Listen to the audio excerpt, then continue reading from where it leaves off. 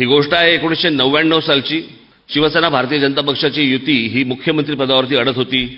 दुपारची गोष्ट, जावडेकर आणि अजून एक 2-4 जण भारतीय जनता पक्षाचे शिवसेनेचे असे बाहेर त्या गाडीमधनं आले. मला म्हणाले बाळासाहेबांना भेटायचं. म्हटलं अहो ते झोपलेत आता. मग एक निरोप तरी द्याल का त्यांना, आम्ही खाली थांबतो. म्हटलं निरोप देतो म्हटलं मी. त्यांनी मला सांगितलं की आता आमचं दोघांचंही असं ठरलेलं आहे की सुरेशदादा जैन आपल्या युतीचे मुख्यमंत्री असतील आणि सगळ्यांचं ठरलेलं आहे की बाबा ते आमदार खेचून आणतील, काही करून आणतील आणि मग आपलं सरकार बसतंय.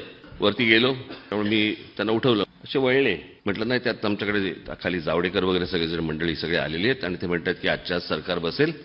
म्हटलं ते म्हणतात की सुरेशदादा जैनना मुख्यमंत्री करायचं आणि बाकीचे सगळे ते आमदार निवडून आणतील, आजच्या संध्याकाळपर्यंतच आपलं सरकार बसेल. माझ्याकडे असं बघितलं त्यांना जाऊन सांग महाराष्ट्राचा मुख्यमंत्री मराठीच बसेल, दुसरा कोणी बसणार नाही. मला त्या क्षणाला कळलं हा माणूस मराठी या गोष्टीसाठी ह्या माणसाने सत्तेवर लाथ मारली.